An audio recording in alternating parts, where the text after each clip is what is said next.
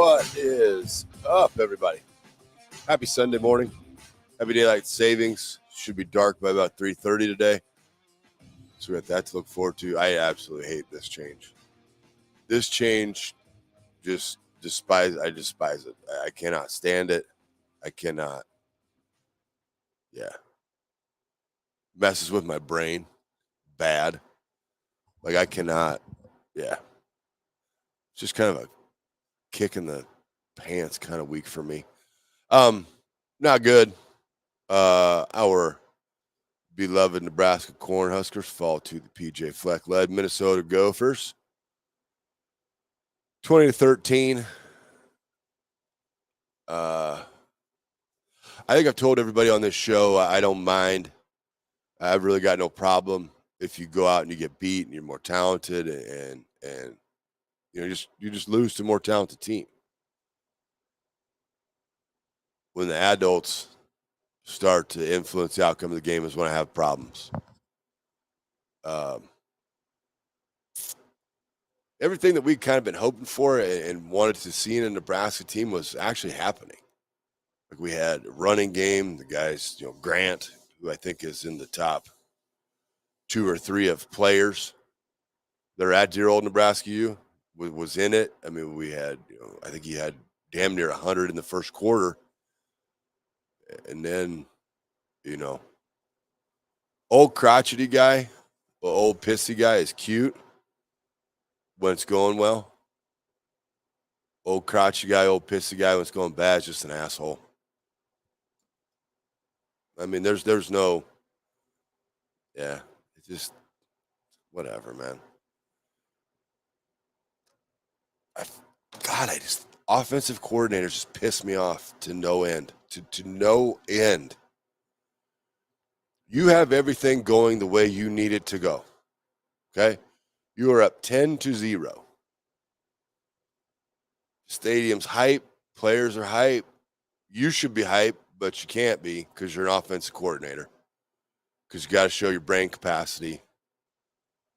Oh, they made adjustments. They added to the box. That play action pass game looked pretty good.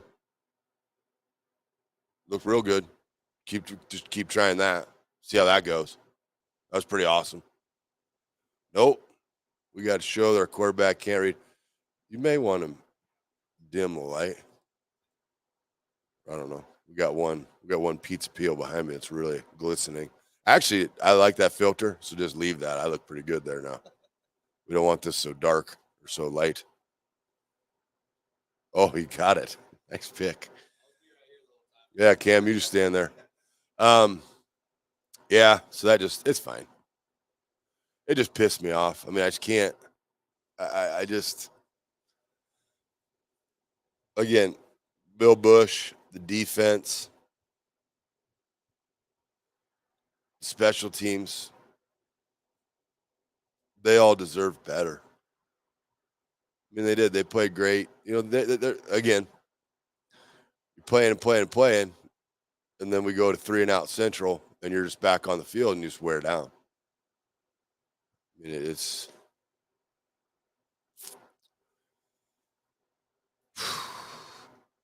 well, that is it. You get the full horn view of that. Look at that Cro-Magnon skull right there. I got to sit like that the whole time. Hello. Yeah, the game just pissed me off. I'll be honest. I did though. I did just listen to it, which was fun. Straight radio, DB as Michael Jordan game. Playing a little sick. Playing a little sick in that game. But you can tell me your takeaways. I don't. That game was there to take. And credit to Minnesota. Credit to Minnesota. They just stayed the course. Keep it within 10. Keep it within 10. Keep it within 10. Or maybe rephrase. Keep it within 2 scores. Keep it within 2 scores. Keep it within 2 scores. Nebraska had ample opportunity to put it out of control, out of reach. Where now you get Minnesota to do what they don't want to do. And have to be throw the ball guy.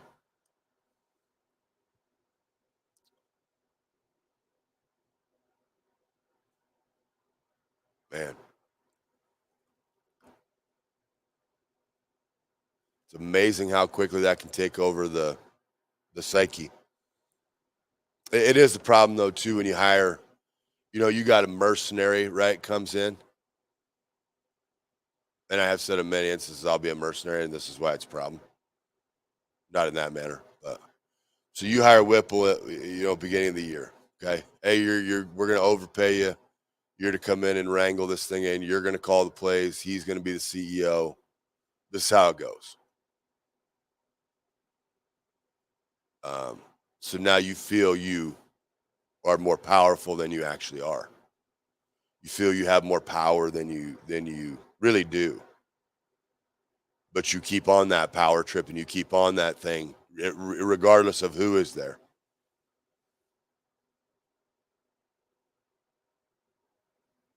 If I know enough about enough, and I'm usually just barely dumb enough to be dangerous, I would bet that Mickey and Markey had a discussion, probably told each other what they thought of each other. And I'm totally fine if they just redesign roles for the last three and he just stands there. Because that was bad. And I know I've got a message out to T Flav. He has called this from the beginning. He was on this. I was benefit of the doubt camp guy at the beginning of it. I'm good with it now. I'm good. Damon. Tommy, you are correct. You were 100% correct in all of that. You are very smart. I am very dumb. All of those things. Man, it just the got me stuttering. The the the adults can't be the reason the kids don't have success. Seems very simple. Seems like it's something that should be there. Seems to me right now something the athletic director, the interim head coach, and the offensive coordinator sit down and have discussed with each other. I know it's only 2 quarters or however long it was, but you saw flashes of what the offensive line should have been all year. They were, and Minnesota had the number one rush defense in the conference. They were doing things. It is what it is. God bless it, man. Just it's so that part is frustrating. Okay, winning is hard enough for us right now. I don't need your drama. Whip used to stick up for you.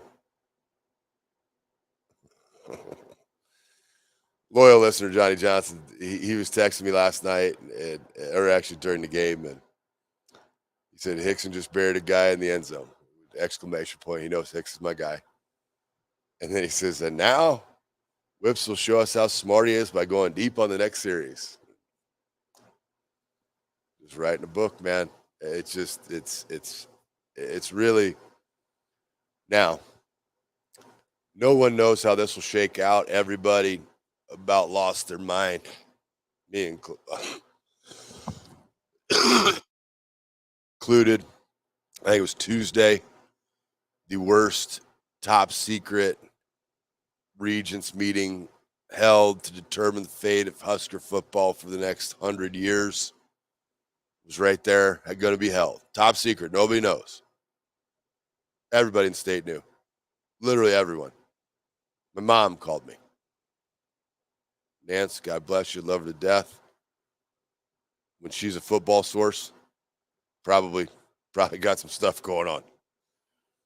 She's breaking hot takes. So that got everybody worked up. That got everybody, where they wanted to do, and it just, oh my God. Why can we not just get our shit together? Why can we not just, and this is this postseason, you're getting a little bit of postseason, Vrzal. We got our shit kicked out in Scotts Bluff. Congrats to Scotts Bluff. Their coaching staff, their kids, their players, they did fantastic. They were out there. They were ready to punch us in the face, and they just kept punching. So you tip your cap. Evidently, I'm too good at teaching mom football on Monday nights with my Scott moms, which happens. Quite a few. Well, one of them, one main one, who I'm good if she goes away. Voiced her opinion on her coaching prowess, and so I saw you. I noticed what you did. But yeah, so the shirt today, 1984, from the Orwellian classic. It's amazing how few people know that the book even exists. But it's about a bizarro land, future world, and this is where we are. This is what we're doing. The main reason I wore it is because at no point in time did anybody in that book think that's where it would be. And he was guessing what 1984 would look like. No way in hell I thought in 2022 this would be what Nebraska football looks like. But I got we can get into breakdowns of it. You can get into drive charts. You can get into all of it. What happened? Go ahead and let them rip. I got time. You had a game plan. The game plan was really good. Kids were excited. Linemen were frothed up. They were ready to be in it. And then the big brains happened. Then the big brains happened. Hey, too, in the comments here, just fire them away. We'll get to some questions. How did I miss? Because I don't pay attention to a whole bunch of media. I'll get my information off of podcasts and that kind of thing. Did Dominic Raiola come out and say that Dylan Raiola would be back in the mix if Mickey was the head coach? Somebody in my comments, just let me know that, and we'll get to questions and all that stuff. Mortimer's tired of being on the gerbil wheel, doesn't it? I'm a Husker fan until the day I die, but I'm spent next season. Can't get here soon enough. How about them Islanders, baby? Hope your Millie South kids over there are doing all right. Yeah, the Miller South kids owe me money. So I tried to warn you. No, I didn't. I tried to bait them all into it. I was like, you're not going to support your school? Jeez, nice team spirit. By the way, I never take the kids that work for me's money. When we bet, we're just betting for fun and bragging rights. But I tell them I'm going to take their money. Walter B. Donnelly III says Whip will get shit canned yet. Nah, not to my knowledge. I know that was there was a moment of trepidation in the game before that. Listen, let's just view it like this. Okay, we got an organization right now, the University of Nebraska Lincoln football program, part of the athletic department. You've got till December to just be, you got a couple more months to just be run poorly. Okay, I mean, we're paying 97 coaches who don't coach here. Everybody likes to make that joke. Be thankful you're not Texas A&M, because we're paying out a lot of coaches. If they want to fire one, it's going to exceed ours by like 5 times. That's an exaggeration. It's not going to exceed by 5 times, by quite a bit. But just sever Whips. Just let him go. Let him go be grouchy somewhere else. Let him go design passing plays somewhere else. I'm good with that. I mean, what's to hurt you? Absolutely nothing. Nothing at all. Yeah. I mean, you're already paying a bunch of people. What's one more? He's a bargain for you. He's only $750. His buyout's probably $3.25. John says this is no one on staff to replace stubborn effort. I would guess you can find someone from Grant's or Smothers orbit to call plays. They Becton would probably be the tight end coach. Calling plays for 3 games. I think he's called plays before. Could be wrong. Jamie says, really about to pull the plug on the season. Maybe just cancel the last 3 and move on to the offseason. We're really, really good in the offseason. Jamie, we are. We are undefeated offseason champs. That hype machine that we got in there, they create some expectation.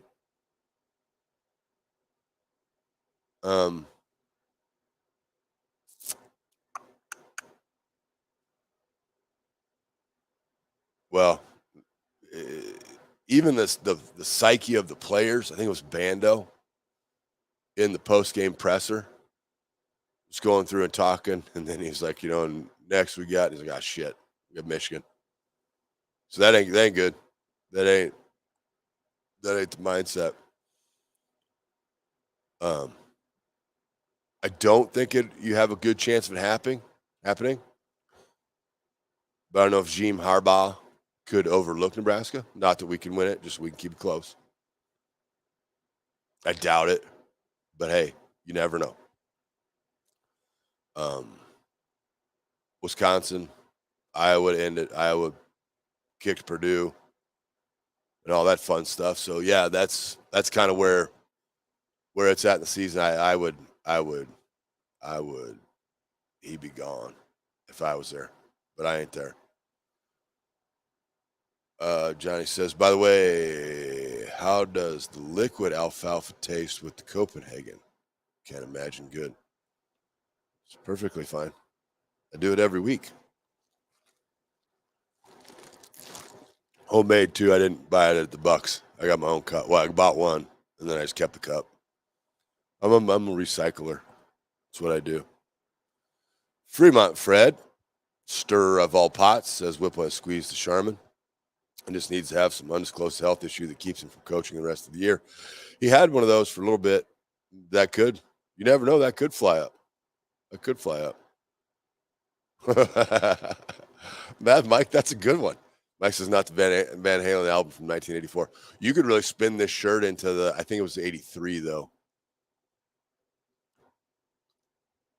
The year the scoring explosion went up and hung 84 on the Gophers up in Minnesota. I was there. Maybe this payback for all the times T.O. ran up the score. There's an angle for you. Larry says, man, you're the friggin' Bex. Think you could say it better about Whipple. Yeah, man, it's. Oof. Let's talk positive though, okay? So positively, Bill Busch, outside of, I can't say that. Of the games he's coordinated, one was shit. The rest, though, the creativity and what he was doing with the players that he had. You have back in the day, and it's not even that far, but the Giants used to call it a NASCAR package when they wanted to rush. They would have 3 defensive ends, no defensive linemen, 4 defensive ends, no defensive linemen, just speed guys, run twists, stunts, blitzes, go. It was awesome. Bush had defensive fronts where he had 1 defensive lineman, 3 defensive ends, and it created a problem. Like it was great, and it was aggressive. I talk about it on this show all the time. Your best defenses are gap sound aggressive defenses. Okay, and coaches and talked to my good buddy Ryan Twilliger on the way out to Scotts Bluff to get my ass kicked about it. And he said, where has all the aggression gone? He said, where has it all happened? Where has it all stemmed to? I said, buddy, I don't know. I said, I suggest it, and we do it more now than we did, but kids want to play defense because it's just attack. When you make defense react, and that's your mindset, hard to play. But love what Bush is doing. That to me could be a travesty of this whole thing. I have no clue about anything, and I'm a little tired, so the cusses are probably a little bit higher than normal today. Like I said, I don't know shit about shit, but is it crazy enough? Okay, we're playing imaginary land. I don't think it's crazy at all. What if Mickey is your head coach? What if he is? My guy William Washington, awesome human being. He put out a stat for all those that are in the got to have an experienced head coach. So Nebraska's last experienced head coaches. Bill Callahan was like 27, 22. Mike Riley was 19 and 19. The guy from Wood River was not. And then Frank Solich did pretty good. Never been a head coach. Bo Pelini did pretty good. Never had been a head coach. Ran him out because he was mean. Used mean words. So I don't know if it's got to be that crazy. And I also don't know if you don't have your head coach and your defensive coordinator already there on staff. And, you know, Bushy gets a little big pay increase.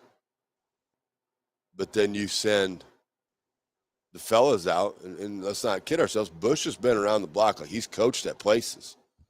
Between he and Mickey, I think they can find a coordinator. Because what Nebraska needs are stable adults right now. Stable adult figures. Okay? So you got maybe 2 of your 3 stable adult figures you need right there. Now you just go out and find a piece. Offensive coordinator. Young up-and-comer. If you want to get crazy and go look out at Coastal Carolina staff, I think that's great. They do a lot of creative stuff. It's a little kitschy, but you find somebody who can recruit to it and you go get it. Buddy of mine from Kansas, Benjamin Gavin Roots, started at Nebraska, ended up in Kansas, said, hey, don't leave our guy alone. Don't come talk to Lance. Okay, deal. We're just going to come take his offensive coordinator. Because that right there, and Roots knows it, Roots ran it. He said, we're just Nebraska out of the gun. He goes, and it's great. Establish run, play action pass. Boom, boom, boom, away we go. We know what we are. We don't try to get outside the box unless the shot is absolutely 100% seen in there. Then we'll get outside of the box. If it ain't there, we ain't doing it. Novel concepts. Novel concepts. All right. Oh, Mike said, I didn't mean to disrespect Mike. Said, thanks. I know about the book. No. Quattro says, notice when Minnesota changed QB, we went dumbfounded. Dumbfounded, I would say maybe more when Minnesota, and it is such a novel concept that you have multiple players that can be prepared to play the same position in one game. I know that's befuddling to some. Should have worn my 0 days without sarcasm shirt. What that was they felt with Morgan in, his threat series, like the things that he was a threat to do, what they had game planned, they're like, yeah, you ain't okay. Take 2, 3, 5 yards here. Good job, buddy. When they brought in the other kid, then you saw the little weakness in the defense. They didn't have it quite locked in for him. I'm sure they had prepared for him and said, hey, he comes in, we have to do X, Y, and Z. When you get in that rhythm or that rut, like this guy's just like the last guy. It's not a problem. We got this thing under control. We're about to destroy. And then they didn't. And then adjustments got to get made. Walter B says Nebraska joined the Big Ten Conference in 2011. Their combined turnover margin is minus 65. That ain't changing. That baby's been that way for quite a while. Thanks to all 72 of you thus far for joining us. Got any questions, go ahead and hit them in the comments. This is Husker Hangover on the internet, but I will get to any and everything that I can because we'll look ahead to Michigan. If you want to break that game down, you had a chance to have a breakout game of what you could be for your last 4 games. Minnesota game included. You could have been You could have been a team that is run-based play action football. Most explosion we had seen out of our offensive line in a while. Grant, who's just a gem, and whatever they got to do. If you want to buy Pisons, you can have it. It's yours. If you need that for your NIL to stay, I'm in. Uh, we'll come up with an AG pizza, and you get a portion of all the sales of it. I don't care. That kid can play, and he should be the crown jewel of your offense. He really should, and he was, and it was awesome. People are texting me like, "This is what I'm talking about. I knew it was in those guys." To which I held back a little bit, like, "Did you? Did you know it was in those linemen? Because you sure sent me a text last week that said a lot of different words, and some of them weren't nice." And then again, it all went away. Look at my huge brain. Look at what I can do. Look at what I got. Look what this. Yep, everybody says this kid can't do X, Y, and Z. I'm gonna prove you different. Well, you didn't. You didn't. And then the punt fest happened. And then the tired bodies on defense happened. And I would, if I'm Mickey or Trev or whomever SID, I'm sending his old ass to the podium. And Nebraska media, if you're a kept man, get out of your comfort zone and ask him a question. Hey, why'd you decide to go air Coryell and chuck it all over the yard when you were gashing? Oh, well, they did this, this, and this. Here, I'll tell you their next follow-up question. Great. Don't you have a complimentary play action pass for that? It would have been controllable under 15 yards. But your quarterback has a higher probability to complete. Then when he gets pissed, just keep digging and get him to attack you, and then they have to fire him. So really, Riders of Nebraska, if you're doing your job and you get attacked by Whipple, you're doing your job. Like you've done the University of Service. They should have worn a sarcasm shirt. I am killing it today, sarcastically. I wanted Whipple to go when Shenander was released. Yeah, I'm with you. I think a lot of people are more in that camp when they had it, but there's a certain phase of stability to it. You've got some guys are like, oh man, they let our head coach go, and now I let our offensive coordinator go and our defense coordinator. I get it. You take the least explosive option and you keep it. Because if it totally flips over, you may run out of bodies. That's not true. You're not going to run out of bodies. There's like 47 assistants and special assistant analytics guys. And yeah, so I'm with you. Canned him right then. It's becoming that way. We should tape Whipple to the wall in Michigan's tunnel. Hey, we're coming up with a lot of great ideas this morning. Not going to lie. This is awesome. Mike says, I think you're right on track with hiring Mickey. I agree with you. An offensive coordinator and players run said coordinator's office. That's going to be.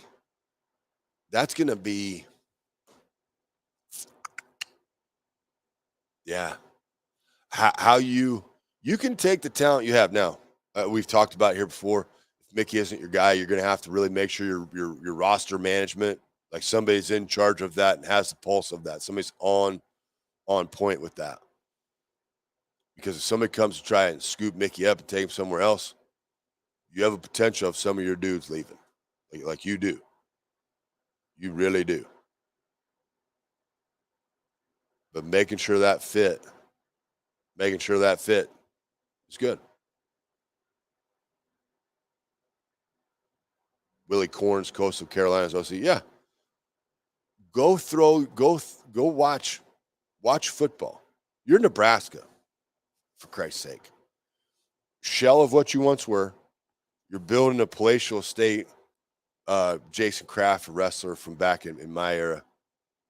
You ever notice football players say I was there 92 to 96? Right? Wrestlers there, I was like 92 to 98. Like, what? You can't be there that long. You're not a doctor. But anyway, Crafty was in last night, and he's like, dude, so that's a different world in there. So that they got this built and that built. We toured this and we got this guy and that. You're a player in the game. You're just asleep at the wheel right now.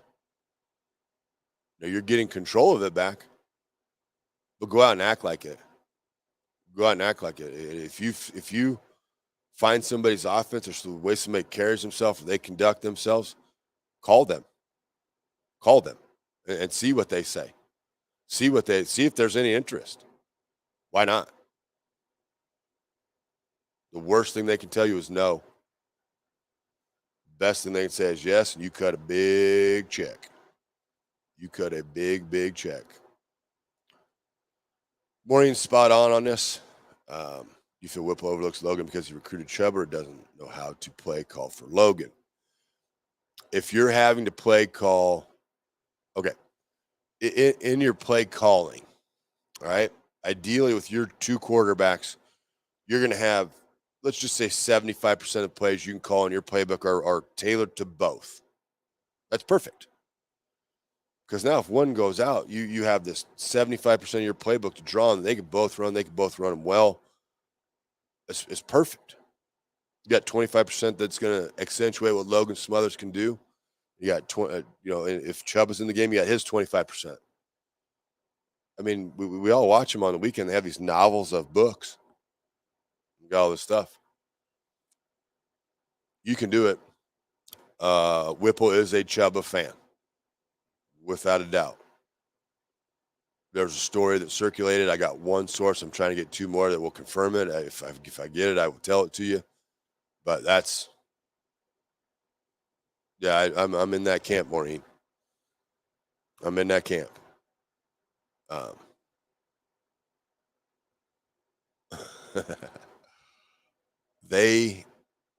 You can turn this a lot quicker than people think. Okay. But the pick, and one writer that comes in Pisons that I talked to, and I said, this is how I do it. Because the kids are like, he straight up told me, you can't make this because the kids like him. I said, oh. I said, are the adults going to play? I said, the kids are kind of an important factor in this there, Chief. I said, this has to factor in. I said, he treats them as men, they act as men. Such a novel concept, I know. Such a novel concept. Did they piss down their leg in the Purdue game? Yeah, sure did. But fought. And you were within 7, and they ran almost twice as many plays as you did. This Minnesota game got you to a point where I don't think anybody thought that was going to be. We were all waiting to get it shoved up our hoop, right? We're like, they're going to just sandpaper finish, no lube, here you go. But we didn't. We came out and we looked like a football team. It's awesome. Defense flying around, smacking Mo. He had 3 carries, had like 4 yards. I mean, this is the deal here. This is awesome. Play keep away, score points, and then make them do things they don't want to do. Favorite phrase in football, make them play left-handed. You're on path to do that. You know, I should probably do right now, I should probably highlight this quarterback's ability to throw the ball into coverage and get intercepted.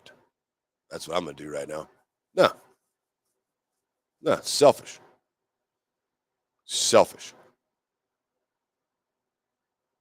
Maybe you're on your way out and you don't give a shit. Then just go away. Go don't give a shit somewhere else. Maureen says, ladies always go to the top of the leaderboard. If I can see you on there. So Maureen says, guys, don't be a weirdo and put a lady's name on there just so you can get your stuff read. 2 of the 3 faces have improved. The offense still looks like Scott Frost. Yeah. Special teams got no issue. I mean, I think on the broadcast, Damon or somebody had said they blocked 3 punts. For the first time we blocked 3 punts in a long time. The strides they're making with the same talent that was there, you cannot overlook them. You cannot.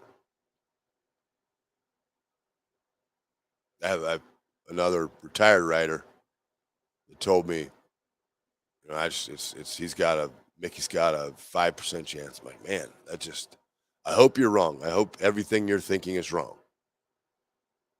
But he's smarter than the first writer I was talking to. So, one thing about old guys is they don't want to do it. They don't want to. If Whipple doesn't want to play Smothers, he's not going to. Yeah, old dudes are stubborn. Right here. Yeah, that's a good point. It's probably why I say I like to work for myself. I probably have to work for myself because I'd be fired anywhere else. What happened to that guy that used to sit at that desk and be like, yeah, he's an asshole. Shit canned him. Okay. Dan makes a good one here. This was an interesting one. Dan says Whipple equals Callahan. Gotta win because of big brain play calling genius versus knowing your player's strength and playing to that. Buddy, that if we wanna we could just call it Callahanitis. Callahanitis runs rampant through football. Callahanitis runs rampant through football. It really does. Except in Georgia. Georgia's like, oh yeah, you neat, you do all this stuff. Okay, watch this. I'm gonna punch in the face. I have 15 of the best offensive linemen over the past 4 recruiting classes. I haven't fed them like 3 days. Like they're gonna hurt you, and it's gonna be fun. But you got to stick to what you wanted. You gotta, if you're in it to get your back patted for your great call, you're wrong. Dan, that's beautiful. Callahanitis. Avoid Callahanitis. Maybe that's what I'll put on my RTFB shirts. Avoid Callahanitis. RTFB on the back. Simple.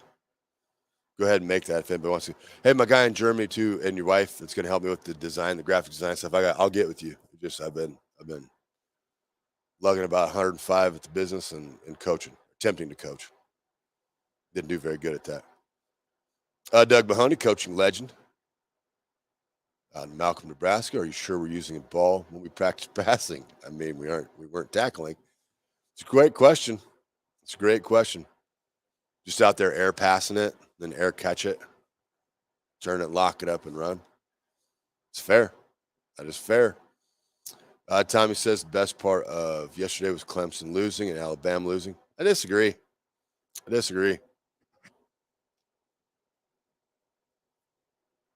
told you, like back in GI, back in the day, they didn't really have fat kid clothes, and I was husky, except Richmond Gordman. They had like a double X sweatshirt came in, man. That was about me and 5 other men. I was just a kid.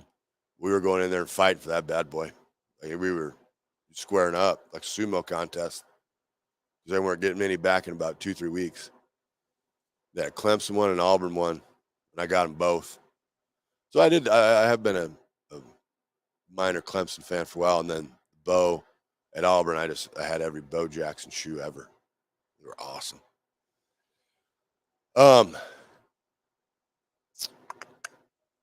Yeah, I don't like it I like when Bama wins because everybody gets pissed.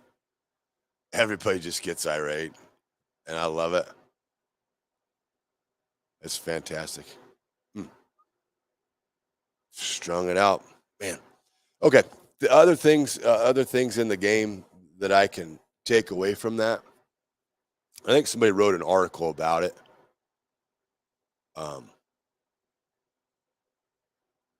If you want to look at what you can become, okay? This will be a very unpopular opinion. Very unpopular opinion. You can mirror what PJ Fleck has done for Minnesota. You really can. You have to get a leader that handles press conferences in a unified manner. All right? As he handles those in a unified manner with a unified message, his assistants have to say it. He has to say it. There can be no dissension in it. You don't have the luxury for dissension anymore. But you have to, you can do what they do. They ain't doing anything fancy. It's a stepping stone. I'm not saying it's your end destination. You can pattern what they've done and you can go on from there. You are not that far away from it. You wrangle a play caller. It doesn't have to be your play caller. You wrangle a play caller, and then you get that. I think we're all in the camp, and we don't get to have moral victories. But if you get in the camp, you can turn this bus quick. Your recruiting class grows. This is the part, somebody's got to help me with this. Anybody of you recruiting gurus, somebody's got to help me with this. Nebraska's recruiting class is growing. What are they selling those kids? What are they selling them as who the head coach is going to be? You lost one 5-star defender that I know of. You lost one 5-star defender that I know of in the game, in the class. Class still grows. I cannot figure that out. Just inked up another one. Good player. Like, I actually watched the film. Good player. Breakdown. Okay, so I've had this comment on my. We're trying to get a hold of T. Fraze and Thomas or Tommy. Don't let them know I said Thomas. Tommy, to see if they want to come on. They got stuff going on. They got families and whatnot. But my thing right now for Nebraska is this. Your offensive line showed what it can be against a very good defensive line. Okay? Technically, we'll get into it because we bagged on them. We owe them this. In the comments, you can say some nice things about them for the first 2.5 quarters. Then they got pass happy and it got weird, or the first 2.5 series, whatever it was. That's what you can be. Okay, that is real. Like that's fit the skill set of your players, fit the skill set of your back. The explosion out of the stance was better. The control to block was better. Every single thing about it was better. And then it went away, okay? There were mistakes still, but they were aggressive mistakes. I told you guys, always better to go 100 miles an hour and be wrong than go 50 miles an hour and be right, okay? They were going 100 miles an hour, and even if they were wrong, the back would bail them out, and they may have went and hit somebody that they're not supposed to. They may have blocked someone they weren't supposed to. I thought their pin game was great. They were pinned down. They pulled around. Everything, like it was run so well. I was as I was hearing it,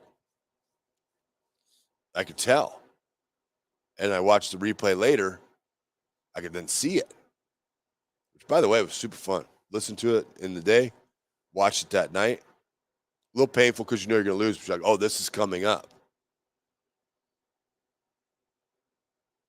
You could see these things happen. You could see it, the confidence build, joy, exuberance, like all of it was there.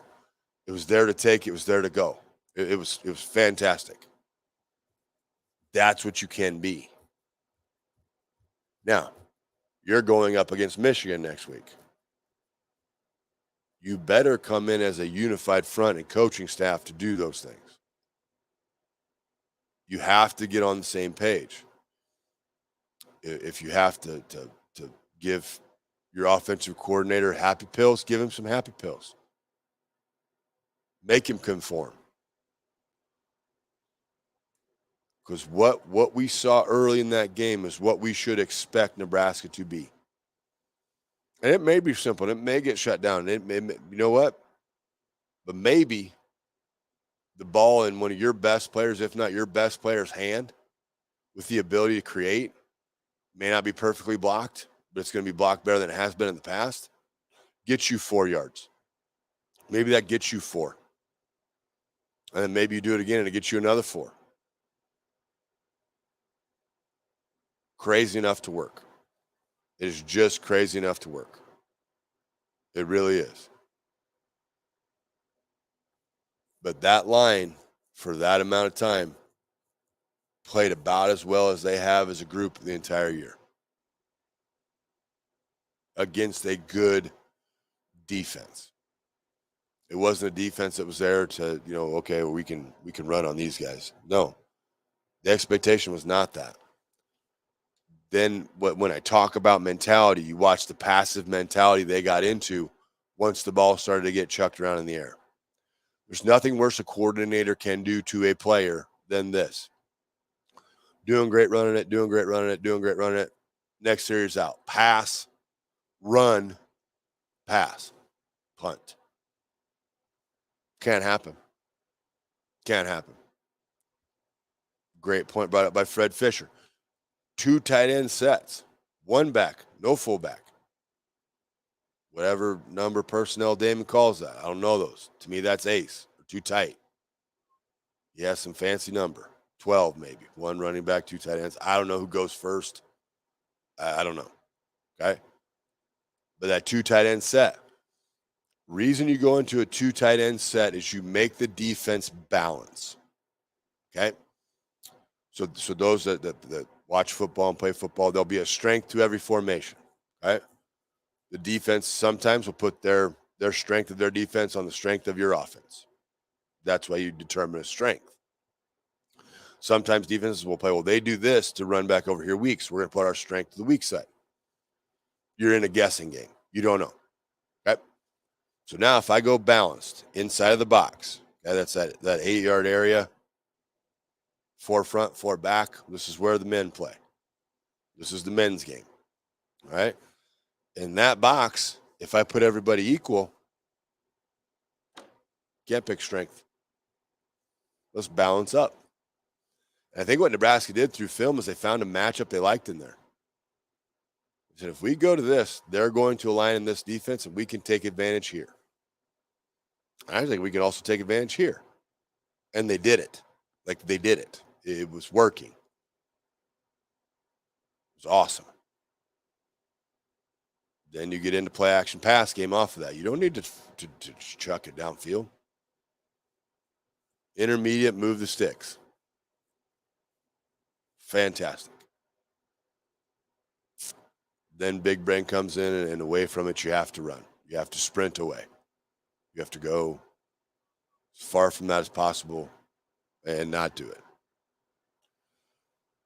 Mickey has to fire Whipple the last 3 games. If not, the players may be broken beyond fixing. Yeah. The only way I go the other way on that is I think this set of kids is a smart set of kids. Like, I think I just about watched somebody get smoked outside there. Sorry about that. I think it's a smart set of kids. I think they're I think they're more mature than we give them credit for. More mature than we think, because I think they know this. Like, I again, when the coach from Wood River left, how many of the Nebraska players were out front like, oh man, guy did so much for me, gonna miss him, blah, blah, blah. It's not a very big number. I didn't see any. Okay. So if they got that figured out and pegged, maybe they know crotchety old guy is probably next. Maybe they know that crotchety old guy, like, hey, you're about to bounce. Like, we're done. We're tired of you. Right? Has his pet player, wants to play his favorite. Can't do it. Successful programs, organizations will prepare everybody for everything.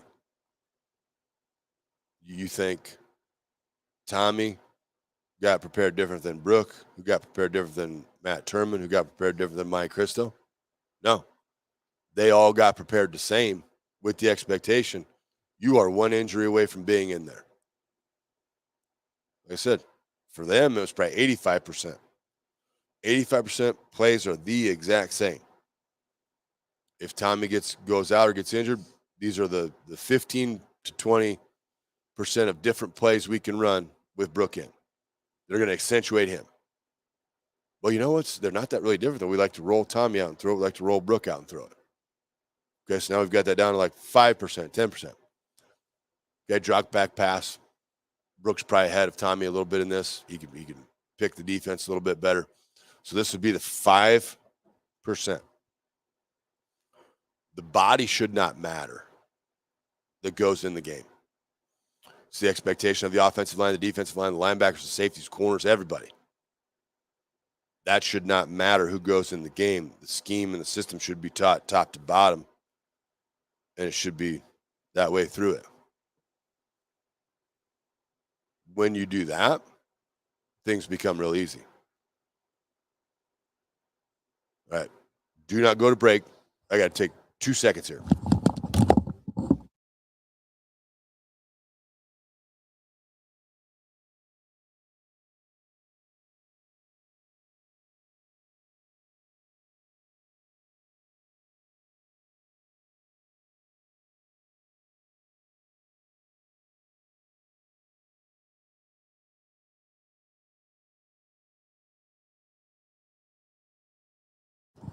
I'll never lie to you. I'm battling through some little sickness. And we had one coming. You did not want to hear what just happened there. that was going to be bad. That was going to be terrible internet radio, whatever we're doing. Yes, Florida State Mike, your Knowles did good. Which head coach is more a fraud, Jimbo or Mario Cristobal? Jimbo. Take it off topic a little bit. Mario is going to get that thing going. I'll just tell you, he's going to get that thing in motion. They got thumped. Florida State did win that. Pretty big.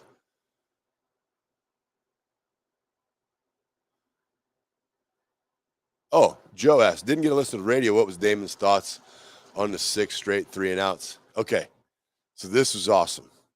All right.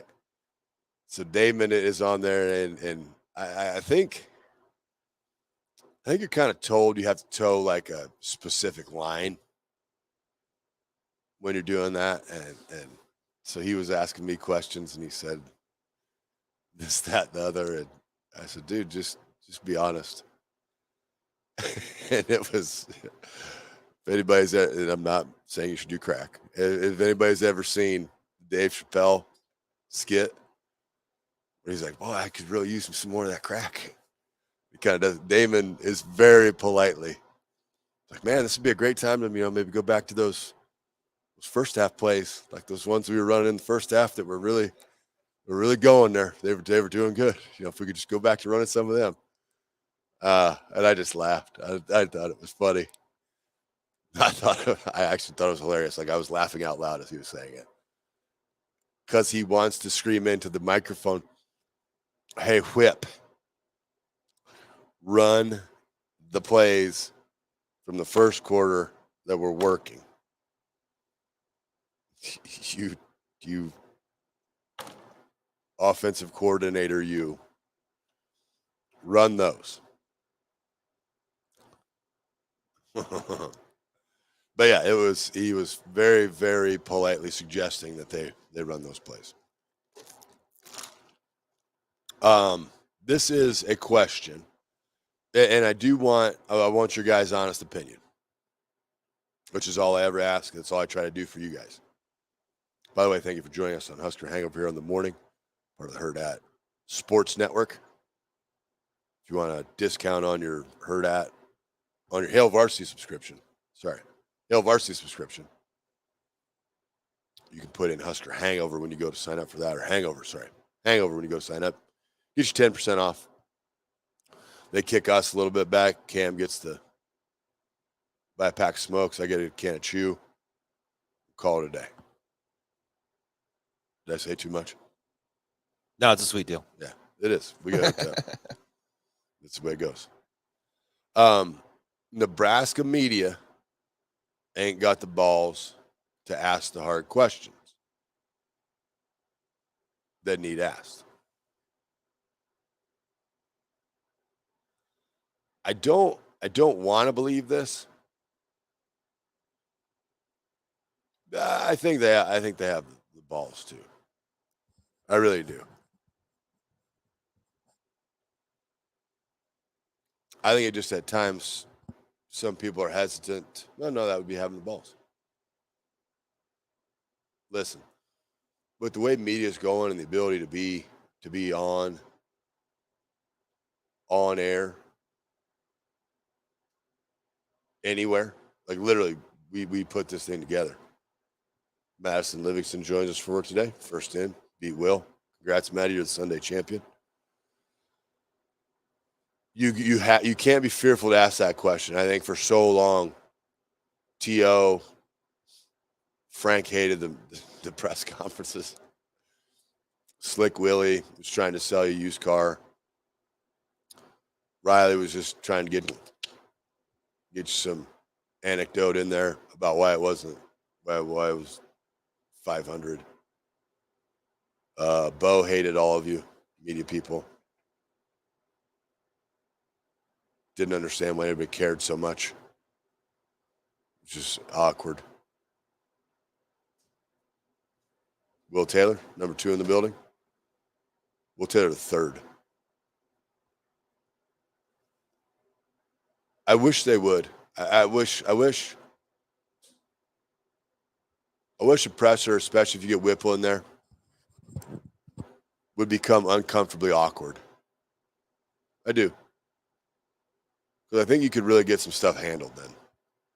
I think you could get you could get things moving in a positive direction. Because you're going to have to make them explain why. Now he's going to be a combination of Frank and Bo in that. He's going to say, because he's got a huge brain and you don't, which isn't really Frank or Bo. But it's going to be intense. Take the intensity. Much as I've said, over the time, there is an opportunity for everyone in the state of Nebraska to redo everything, right? With the football program. You have a shot. If you don't like the way the media covers it and you're a young and up-and-coming media guy, and you ask hard questions like that, make them kick you out. That's always the threat, right? We're the only show in town. You got to do how we do it. Don't ask this. Nah, okay. Kick me out. I'll get somebody in there to just Skype me into your press conference. We got technology. Hey, buddy, I need you to just keep your phone on your knee, sit real close to the front so I can hear what this guy's saying. Because I'm just going to form other questions that I can ask him. Make it uncomfortable for Whipple when he goes in there. I think it's fair. There should be a lot of questions asked.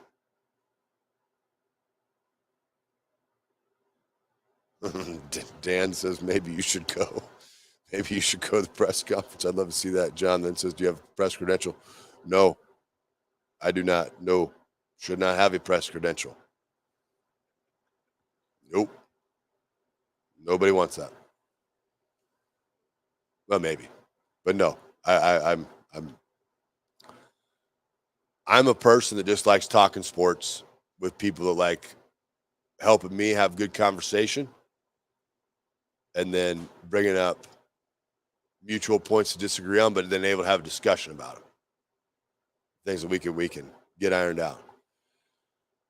All right, here's your next question of the day. What's your biggest fear now going into Michigan? Okay. What do you fear most as Nebraska gets ready? I believe. You guys know I'm terrible at the schedule. I just think Michigan's next. What do you fear most about what's going on? Or going to go on, sorry. What do you fear most about what's going to go on at Michigan? Does Michigan take mercy, and are they just like, okay, we're going to run the hell out of this thing? You guys run the hell out of this thing. We'll just get out of town. That's it. We're going to make this the fastest game in Big Ten history. If you guys could just get some first downs.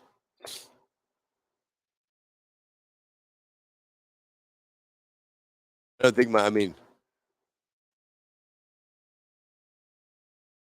tired, I guess, of games that are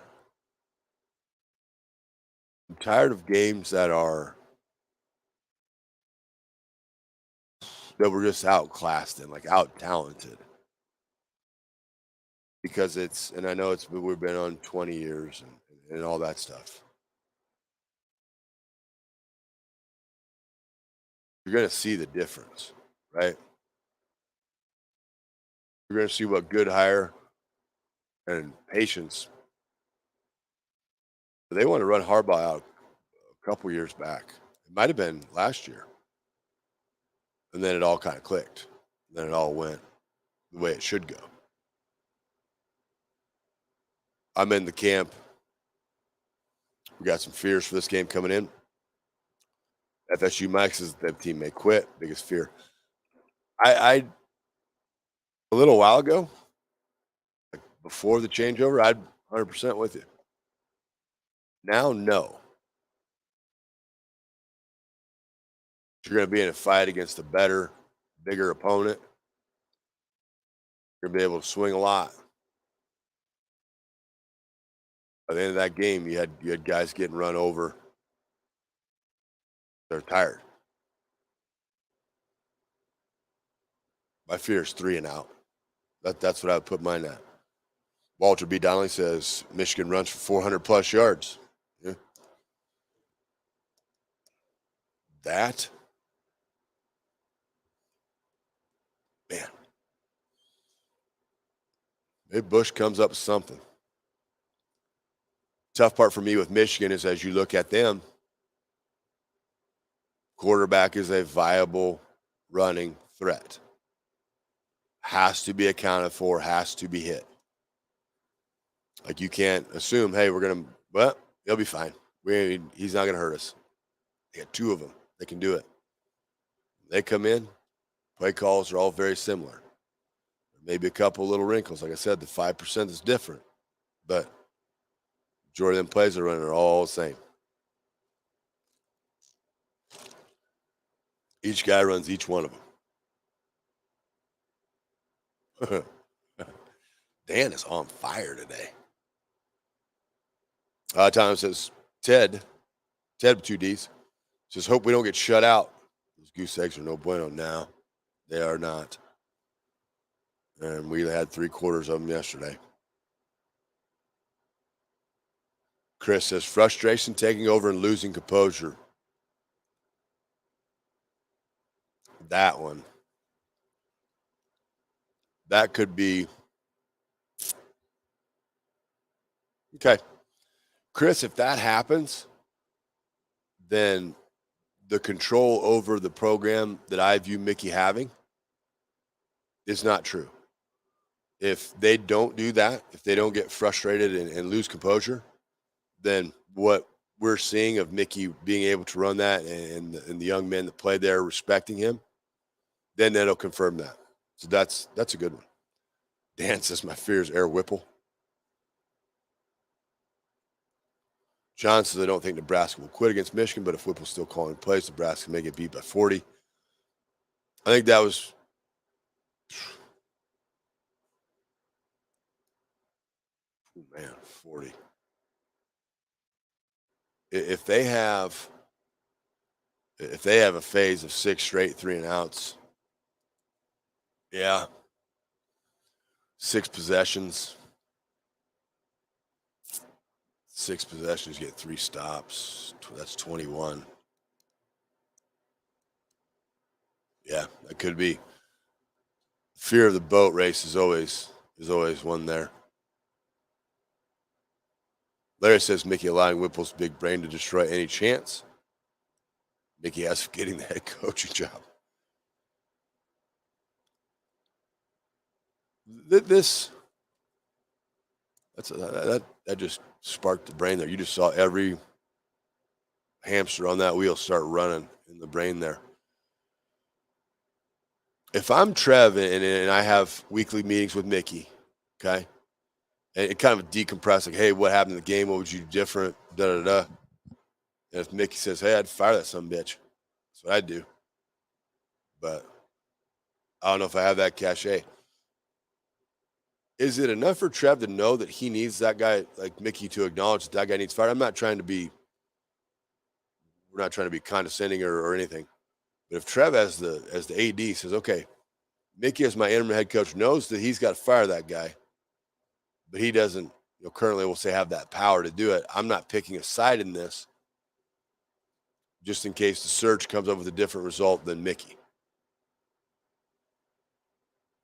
But I know he acknowledges and he's got the will to just come in and can somebody if they're not doing their job.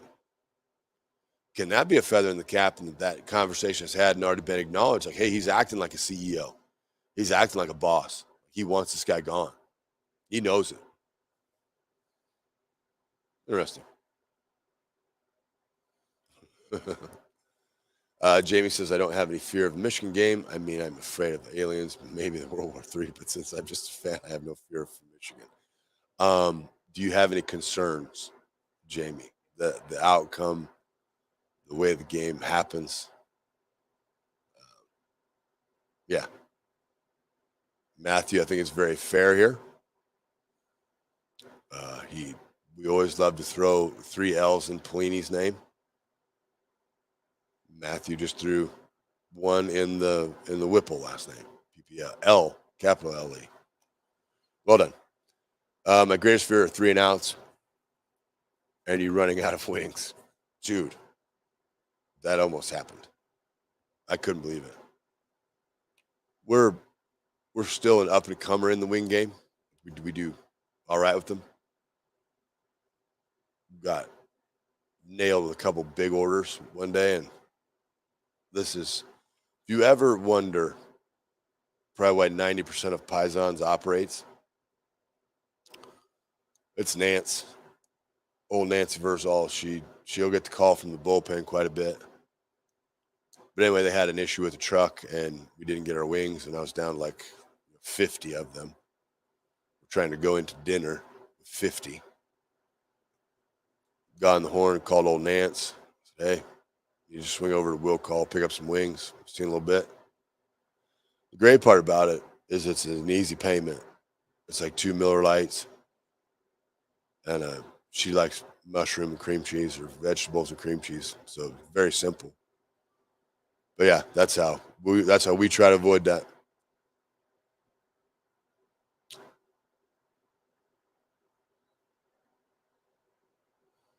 Oh, that was a good one. Little player talk. Mike asked about Ernest Hausman out of Columbus, Nebraska. How did he look?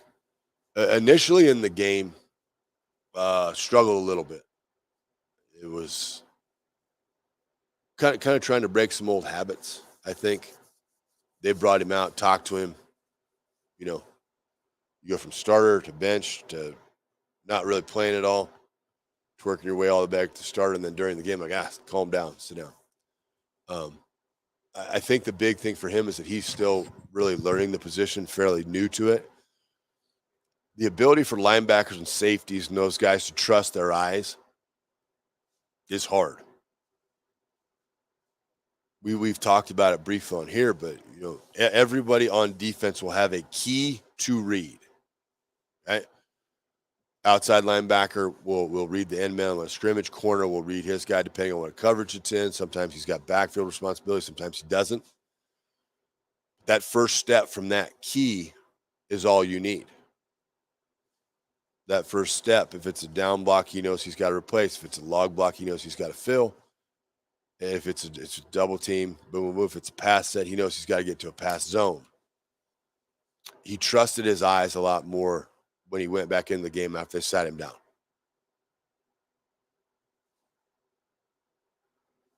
Matthews helped me out with the explanation, but aggression in the play action pass game is just that. There's a reason play action passes work. There's a reason a play action pass was an RPO before it's called an RPO.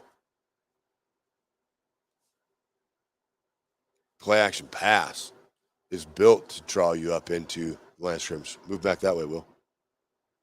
There, now you're on camera. No, that's too far. See, now you're on camera. Now you're an internet legend. What's up? It works. Good job. Decentralized leadership. Just make him go and make a decision. He gets all nervous, though. I did it. It's like, beauty of that, what just happened? He can't be wrong. Cannot be wrong in any way, shape, or form. But he did it. When did the inventory, picked it out. Away we go. Forgot what I was talking about. I kind of like it when you guys get to live life moments here at Pisons. Welcome people to work. Make decisions on what meats we're going to stock up for the day. Little peek behind the play curtain. action. Okay. So when play action happens, the reason I love play action passes, when you can establish run, you can make your quarterback look phenomenal. Okay. You don't have to go back far. You can go to any phase of football. You can go to any team you want to watch. They're successful when play action works.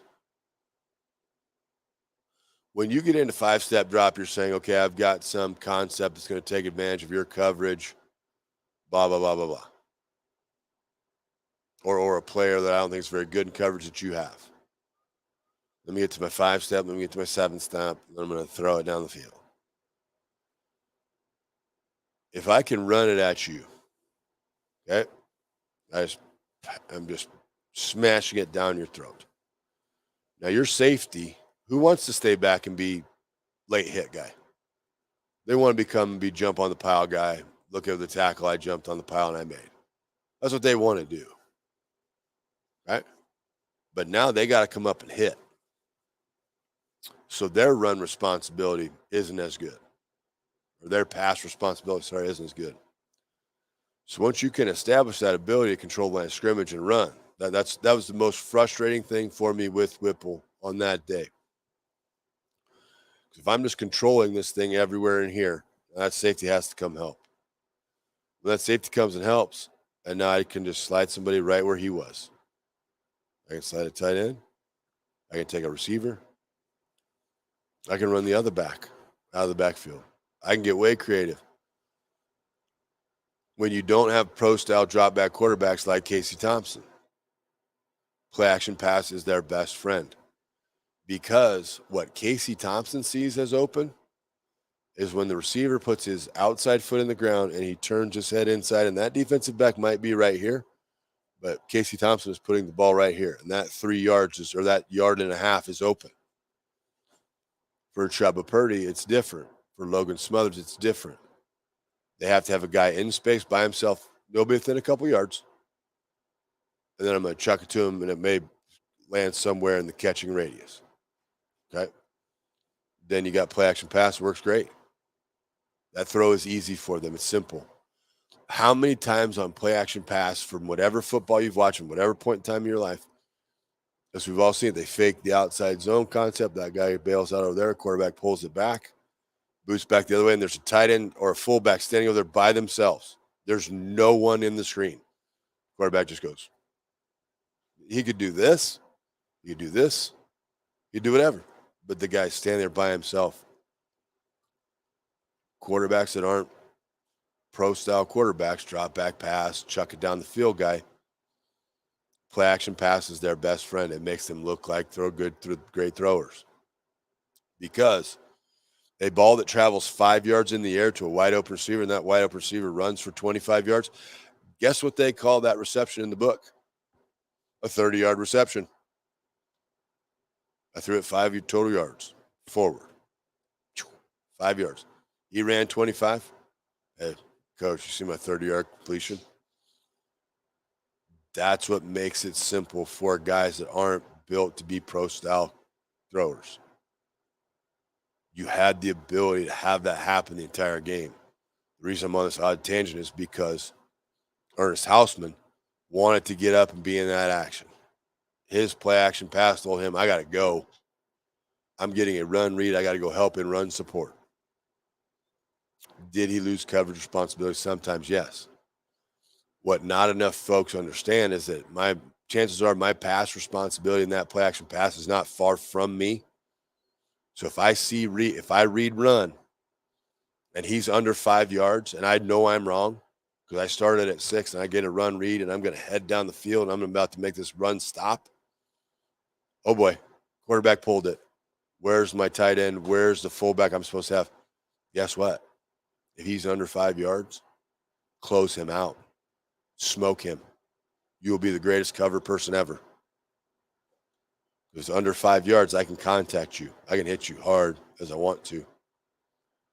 So if I hit him hard on my way that I've now got a play action pass read, that was weird. Got a play action pass read. Now I'm really good at play action pass coverage.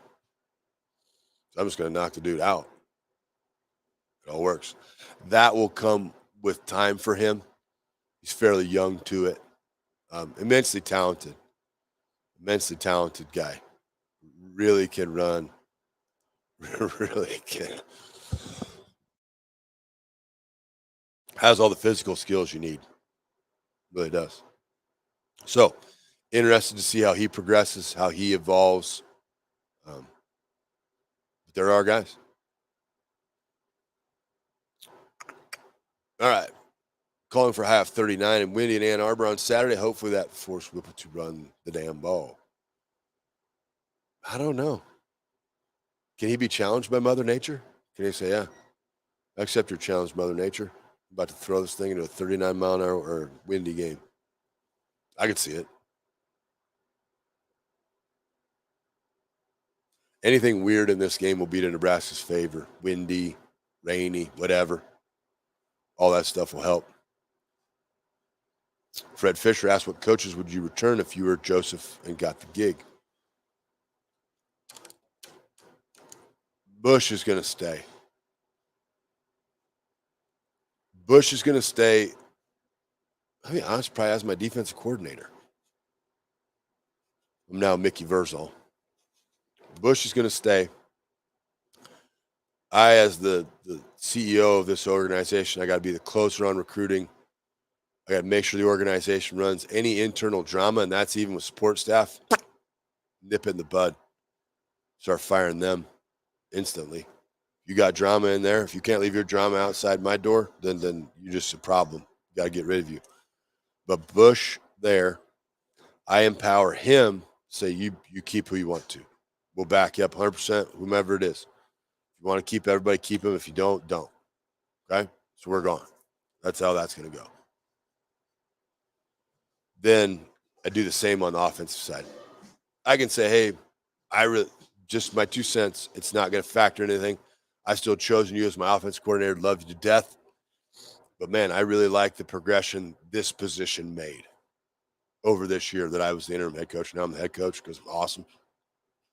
So if you want to take that in consideration, great. If you don't, no big deal. But make sure that guy knows we're going to empower you to go get who you want. Fits what you want to do. I think that's fair. I'm not going to,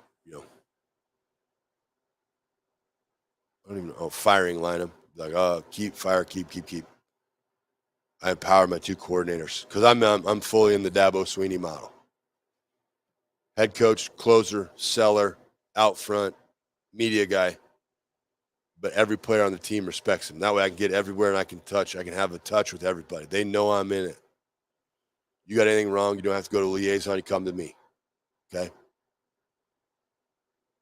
Now I can trickle that thing down. I can build that where each coordinator picks who they want so that they feel comfortable with what each side of the ball that they have and who they've picked. They don't feel they've been forced to do anything. It's been all their choices. And I really like it because then their choices become their ramifications. Okay? Hypothetical example again. Mickey goes, we're into 2023, and hey, Bill, buddy, this phase of the game that you hired this guy at, we ain't very good at it. Okay? Here's how this is going to go. I brought you, you brought him. You're going to have to take him out. This ain't working. What is option B? Okay? So now I've empowered everybody. You picked him. You can either go with him or you can get rid of him. That, I think, is how a boss would handle it. As far as individual guys, there's a lot that needs to get better. A lot of positions. A lot. 1984, and what are we back in? 1984 is what we are in neck deep. Yeah.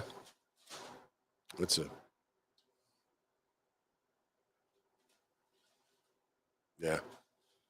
Oh, Matthew says we need a live stream day to day at Pisons. They want to shoot these TikTok things, and I love TikTok. TikTok is I hours of enjoyment of TikTok. I'm not contrary to the olds. What the olds believes that it's just people dancing on TikTok. Damon and I talk about it. You can get barbecue recipes and smoker recipes. I told him about these armadillo eggs. He made one. Then he left this like hard ass plastic thing in there to keep it together in mine. So I viewed that as an attempt on my life, which I thought was very fair. He said it was not, that I was being dramatic. I said, you just put a chunk of plastic like yay big in some food you told me to consume. And I bit it and I almost swallowed it, which then I feel would have led to death, which then would have been your fault. Mic'd up. We will probably do mic'd up some night. Like I will get some lavalier mics and I'm going to have to like go through that first though, before we release that to the public. Or we're just going to charge people. Like, you want to listen? $50. $50. You can see how it goes. Oh man, no, we do not need that. We do not need that at all. Michigan. Okay, on to Michigan. Big things I would address if I'm Nebraska in this trip to Michigan. Okay. Defensively, I've got to recognize and understand that space is my enemy. Okay. The reason why I say space is my enemy, if you go back and you watch Nebraska play Minnesota, when the defense was going great, okay, everything was tight and every gap accounted for, right? When I mean every gap accounted for, if they had the guys on the move, say a slant or something, for every slant, there's going to be a scrape, okay? So as they slant, that scrape back or backer most of the time cannot be he can't be wider than a yard from that last guy, okay? So as that last guy is slanting, I've got a yard space I have to be in there. If I go wider than a yard and they are running anything back that way, we are in trouble because I've now created the gap. What I want to create is a bubble or a bounce. Okay, so as I hand draw this example, we're all slanting to my right. Linebacker scrapes off there. If he meets whomever is there right off the edge of that, off of the rear end of the widest guy, he then makes the play bounce. So now my safeties and everybody can come in. The part that got a little frustrating to me in the game as I watched it, like I said, listened to it first, watched it second, was when we went to make tackles, we were in poor power form, okay? And this has become a thing where what I call poor power form is my feet and heels are way underneath my hips, almost to the front of me. Like it's the opposite of a power position. Then you kind of get squatted down and you're trying to hit and you get run over. Like you watch the film, guys are getting run over. Okay. It just means you're out of position. You've hesitated for that second. And let's not kid ourselves. Mo Ibrahim from Minnesota's a dude. Like they gave him the ball 32 times and said, big boy, it's on your back. Go win it for us. Novel concept lapel is if you would have just said, hey, Anthony, it's on your back. Here's 37 carries. Go win it for us. You just have a good old-fashioned street fight. Okay. Defensively, we got to get back to some fundamentals. They're not bad, but in the tackling, okay, can we tackle better? Because we're not going to have the chance to miss. Newsflash, Michigan is going to gash Nebraska for some big plays. Some will call them splash plays. Some will call them chunk plays. Some will call them big plays. Play over 25 yards, bad for the defense, good for the offense, okay? Nebraska has to shore up all that defensive stuff so those aren't there. Or if it is, there's a difference between a splash, chunk, big play, 25-yard plus play, that it's untouched, okay? Meaning I just take a handoff and I run through it and nobody touches me. or that's spectacular. Okay? Meaning, we got this guy boxed up. He goes over, he makes some guys miss over here, he makes some guys miss over here, and we touched him, he broke tackles, he ran through our tackles, that kind of thing. Okay? Those are different.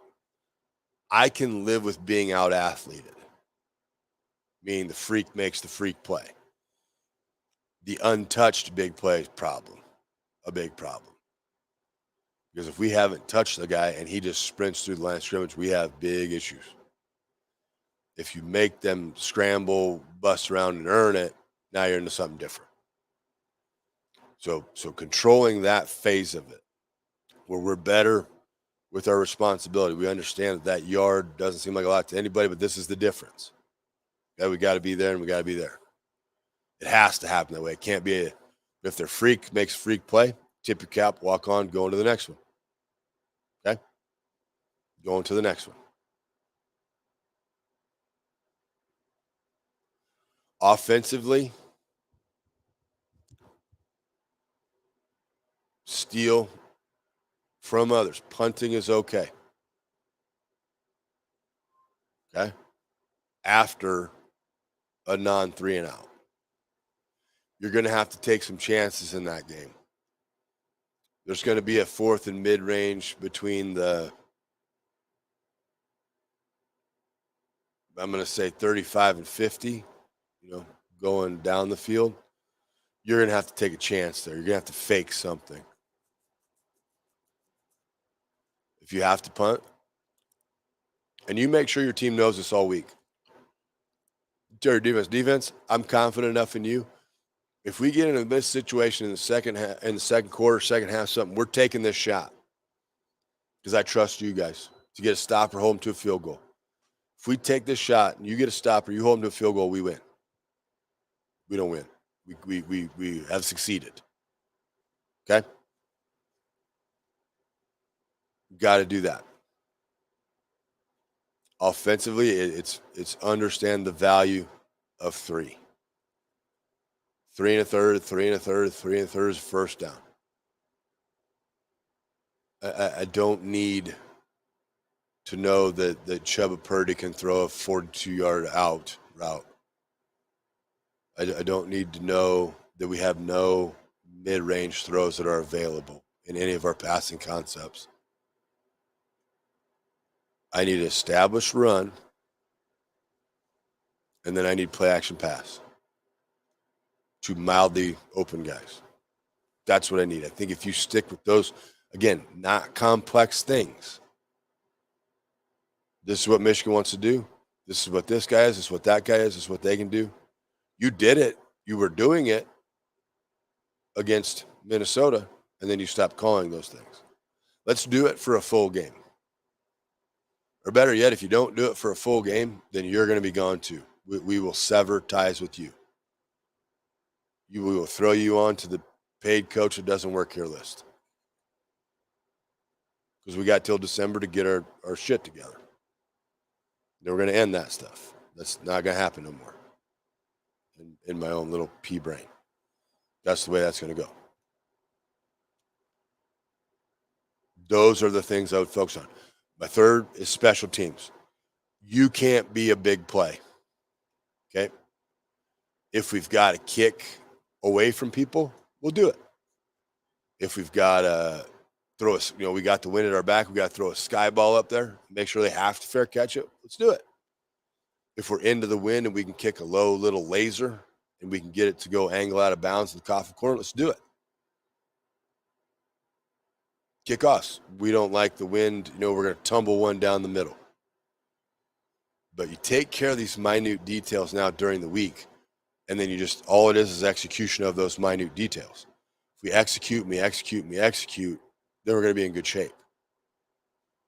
Then we're going to be in real good shape.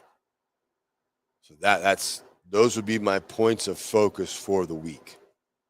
Very simple, high volume repetition stuff. You may only have 6 running plays that you can want to run. But that 6 plays that you can run, they become really good when you run them, and then your play action pass game now. So that's 6 run game has 2 play action passes per run. So now I've got 18. And see, now I got compliments to come off that. If coaches of any form, if you've coached anything, let me know. If coaches of any form can eliminate the phrase, let's take a shot here, it is the dumbest statement in the world. It is selfish. It is usually made by receiver coaches because they think they got to get their guy theirs. He can run right past him. Great. We still have to throw it there. You still got to catch it. One third of the equation you think you got under control. Maybe. No word of a lie. This happened to me while I've coached in my career. Guy says, oh, man, they're impressed, man. He's going to run right by him, touchdown. Okay. So the offensive coordinator called it. Standing right by me. I'll never forget it. I'm right on the sideline. Defensive back jammed our receiver right to my feet. I looked at the guy that wanted to take a shot. I said, man, he's doing great. But he is taking a shot right there. Like, look, that kid just hit him again. He took another shot. Like I think he's all shotted out now. So that should pretty much eliminate it. Can we get back to running this thing? I'm not being run the ball guy. I'm being efficient guy. But that's what I would go in. And if I get anybody that has any dissension in my locker room that doesn't believe that what we're going to do is going to work, we're going to go in and shock the world, I leave them at home. I would have everything bugged. I would bug the offices, lockers, all of it. Because even in the support staff or in the training staff or in the medical staff, any area, like, yeah, I don't think we got this. I'd be like, you're fired. You're gone. Back to some commentary on the game that has happened. Brian says many didn't trust Ibrahim in that 4th and short, though. We're just playing. Again, huge brains of offensive coordinators. They should extract them all. Minnesota gave it to the defense at the end of the game. This is from Matthew, the defense gained confidence, closing out a game. It's a great culture moment by PJ Fleck. It is. They know they had them worn out. And tell you what, though, man, they were fighting their ass off in that. They just mildly got out of position. Just slightly. Or somebody just got a little bit of a kick. They just took them too far out.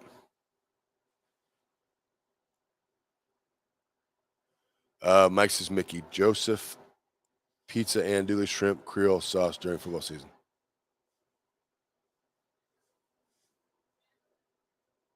Mike, I like where your head's at. I would probably stay local with that, though. We use our Stoisage, our Frank's meat, sorry. Frank Stoisage meat sausage. Shrimp. By the way, too, in the off season, so whenever the season ends, if Nebraska doesn't go on a 3-game tear here, finish 6-6 and get to go to a bowl, always got to hold out hope. We will probably start to release some of our pizzas that some of my former teammates have created. I did this thing like 3-ish years ago. Like, hey, you guys design some pizzas. That's just ice going in the ice bin. We're designing some pizzas, and you guys get them all, make a write-up about you, this, that, the other. So the only stipulation, I'm not releasing it until Nebraska's above 500. That was poor marketing. That was very poorly done by me. It's the menus for it's got its own menu. It's called the playbook. The menu for it is in that drawer over there that none of you can see, but I just want to look at. It's so far gone. I'm going to have to change the prices. So I'm going to have to pay to get more done that I've never even used the original ones. That's small business ownership right there, boys. Just get stuff, pay for it, never use it, and then have to redo it. That's how it's done. That's how it's done. Yeah, I teach classes on Tuesdays, whatever. Just got $500-600 sitting in the drawer. It's evidently they're printed with gold on gold paper, on gold sheet. About 20 minutes left here. Oh, there's Caleb. I've seen him all day. Caleb said maybe we should take a page out of Minnesota's playbook and shrink the Michigan game by snapping the ball with 2 seconds left on the play clock so we don't get smoked. All of these things, right? This is one of the many things that I love about football, and I think it's lost now. You can go and out-strategize people, all right? And I'm not just saying in a bob and weave kind of way. When we were humming, okay, and life was good and everything was going, Coach Osborne, the whole coaching staff knew, listen, we got a first team, it's pretty awesome. Our second team's pretty damn good too. Let's just grind people into the ground. So they set a stipulation from the time the clock started. And this was a debate Tommy and I had the other day. I thought it was 35. He said it was 25. Whatever. But our goal is to have the ball snapped with 17 seconds. Okay? So that means you go run the play. It's over. You run your fat ass back to the huddle. You get in the huddle. We'll have another play waiting for you. You're good. 17 seconds, you snap it. He would track it. They tracked everything. But I like what Caleb just brought up. If we go and we brush up all of these things and we do all this, we have better responsibility assignment on defense. We've mastered these 6-ish plays that we think we can go take to Michigan and we can get them to work. Then it opens up our 12 play action passes. Now we're good, right? Bleeding the clock down and snapping it with 3. I understand 2. I have some trust issues. Okay. I just want that other second. So we just say 3. Snap it with 3 to go. Every series we get it. It's not defeatist. Because I know people will come at me and say, oh, it's going to get defeatist. No, it's smart. You've got me outmanned. All right? Perfect. Good job, Jim. Good job, Michigan guys. You've recruited all these stallions. Good job. We're going to limit the amount of plays your stallions can run. See how it goes now against my plow horses. Okay? And maybe, just maybe, you get them back on offense where they're like, hey, we want to do this. See that first score of the games we're playing on there? That first score is just beautiful. Sidebar. I mean, the defense just in attack mode the whole time. They get a sack with 3-man pressure. Oh, sorry, 4-man pressure. This is just great. There's another sack, 4-man pressure. You can do these things. You can. You really can. Now Minnie comes back and just starts to wash. Guys are tired, standing up, playing high. Fourth quarter. Play goes lateral, finds a crease and goes. I mean, it's you're not that far off. Like I said, if you can get it where you're not having 6 straight 3-and-outs, you can do. God bless America. All right. So anyway, back to it. So bleed that thing down. I have no problem with that. Know this, so you got to make sure you convey this to your guys. I don't think you can talk enough to your kids. We're going to bleed this thing down in 3 seconds, so we got to get to 3 yards. We got to get to 4 yards. Defenses will get impatient. You may get a free 5. They may jump offside. Like, all those things are possibilities. Caleb, it's a great point. Really good point. I like that. And you don't have anything to lose. Empty the gun. Onside kick. You don't even have to be up 11 to do it. See what I did there? Just do it. Try to catch him off guard. Pooch one. If you're into the wind, kicking off, and the wind is really nasty, pooch one up there. Just let Mother Nature mess with it. Let it float around. Maybe hits the ground. Somebody drops it. You get it. You're not being gimmicky. You're not being weird. You're trying to accentuate everything you can to make the team win. Not a problem in the world there. Can't stand the not getting smoked thing. If you lose by 4 or 40 or hell, 400, it's still a loss. It is. It is. I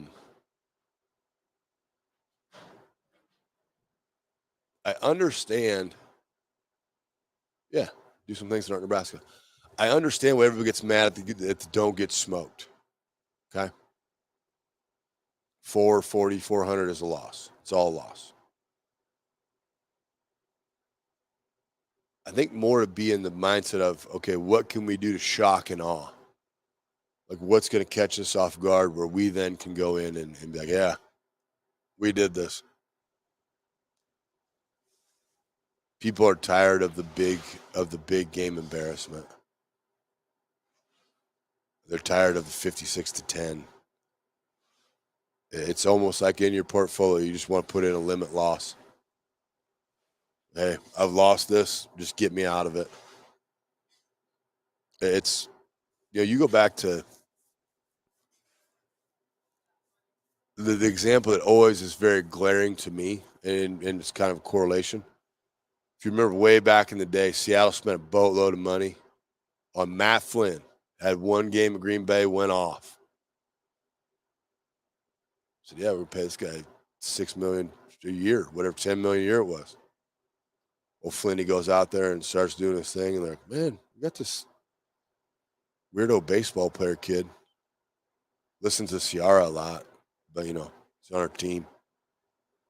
Started at NC State. I'm Mad Dog. Now he played baseball, and now he's went back to Wisconsin, played football. Pretty good. Let's throw him into some of these preseason games, see how this goes. So he goes, he plays good. Hey, man, Flinny, nice knowing you. We're going to cut you. Because if we cut you, we ain't got paid no more. Gone. We lost money. We made a bad deal. We lost money. But now we're moving on. The reason I bring up this example is that helps me understand the people's mindset. I don't want to get blown out by 40.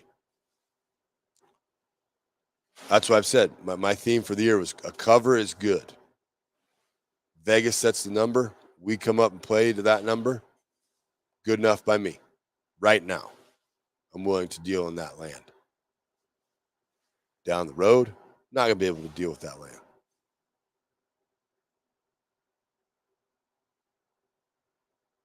Jesus.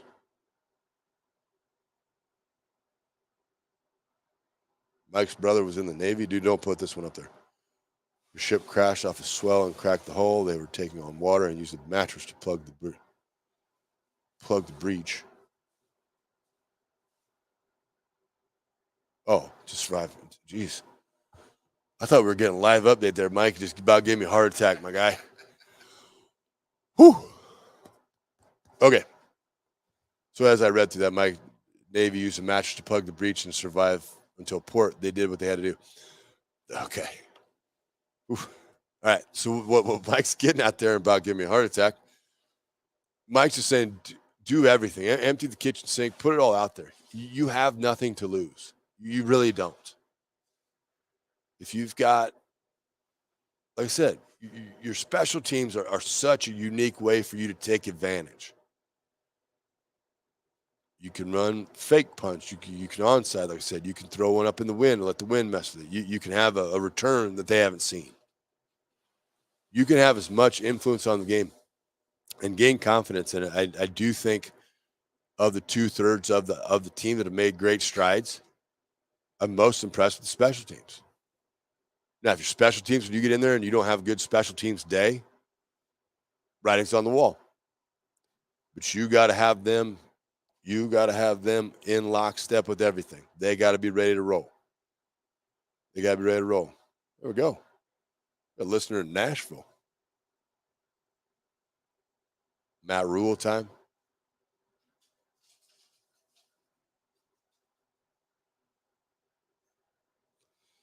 Kellyanne asks, geez, by the way, nice job of waking up before the crack of 10. Kellyanne. Best 5 are the 5 that practiced the best that week. because I think your 5 can vary every day through there. Constant evaluation. You have to. I mean, it just has to. It has to evolve, and it has to be that way. I wish I could tell you, Kellyanne, that I would start Corcoran, Bando.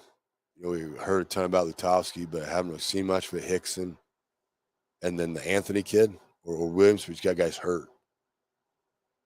Like your best 5, I think some of your best 5 are hurt.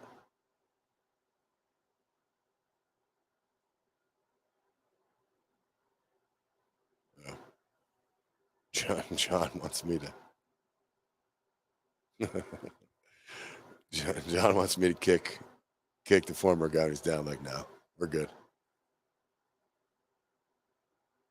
Kelly allegedly says she's heard the whole show. Yeah, right. I'll get you out of here in this because it's kind of going back a little forth in the chat. Thank you guys so much for joining us here. Husker Hangover, part of the Hurrdat Sports Network. I do also have 5115 with Tommy Frazier. For those of you that already listened to that, I apologize. Last week I got sick. Like legit, like missed the day of work sick. So I was out. I slept. Day was that? Wednesday? Yeah, Wednesday. Yeah. I slept. I got up, did a couple things. I got back in bed at 9-ish and woke up at 8:45 that night. So yeah, but got over it. That's where the deeper voice comes from today. The Matt Rule one is bouncing around quite a bit. Ryan in Nashville let us know that, and then Caleb is now saying, "Rule, God, no, please, no." I think your list right now. This is mine. Mickey, number 1. And we can get in an argument. I can sell you however you want. Aranda would be 2. Leipold would be 3. Rule, I would put my 4. Because he's a Big Ten guy, and he's got Big Ten ties, and he's coached in college before, and people, like the players seem to like him a bunch. Then Kleiman would be my 5.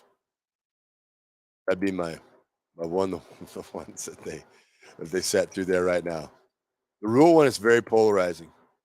Some people are all about it, and I understand it. Some people are like, nope, not him. He's a college coach. He's not a professional coach. But they all got to go see. They all got to go find out if they are. Shawnee says, I just want a coach to understand situational football. End of the first half was telling. When up 10, not moving the ball, they were snapping the ball with 17 seconds left, basically giving an extra 30. Hey, Rhino, if the lane train is in, I'd be down for that. It's just chaos. Mass chaos. Actually, a gal that I went to high school with, Lindsay, is his niece. So I got inside track. You want me to call him? Ryan? I don't have his number, but I can get it. I can get in contact. No, that'd be cool. I would bring back Monte. Not to coach, just to be an emeritus kind of guy. Yeah, Shawnee is correct. Situational football. I have a million, and I know you hate to say this, but I got 1,000,001 things right now going on. Probably try not to fight each other. And it's to say, hey, man, maybe we slow this thing down a little bit. Up 10-0. You have to. Up 10-0, your only goal in that is what's my most efficient way to make every drive beneficial to me, okay? And beneficial to me in that, and this is, again, football stuff. 3 is great. A punt to pin them inside the 10 is even better. But if I get all those things done, man, this one hurts me because it's a slip away game. It was a game. It was a game. If you're not trying to show how sweet your quarterback's arm is and how my concepts can do this, the people on Sunday morning wake up and go, Jesus, Nebraska beat Minnesota like kind of crammed it to him. It's like 17-7, 20-10. But look at the stat line. This Anthony Grant kid is just a sleeper, awesome player. He had 200 yards rushing against the formerly number one defense in the deal. The adult's got to adult. You can't be the reason. You can't. You had the sauce. You had everything ready. It was there to take. You just couldn't leave it alone. You had to be that guy. You just had to be that guy. All those that commented in the deal,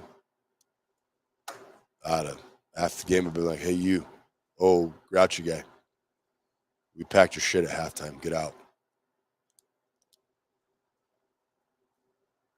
But I'm not. There's a reason why I'm not the AD. You imagine all the people I fired, I get sued on the way out. Like, you call me a grouchy asshole. I'm like, well, you said it in the interview. That's what you are. I thought that's how we were referring to you. You said you packed my shit. I did. It's right there in that trash bag. Get it. Beat it.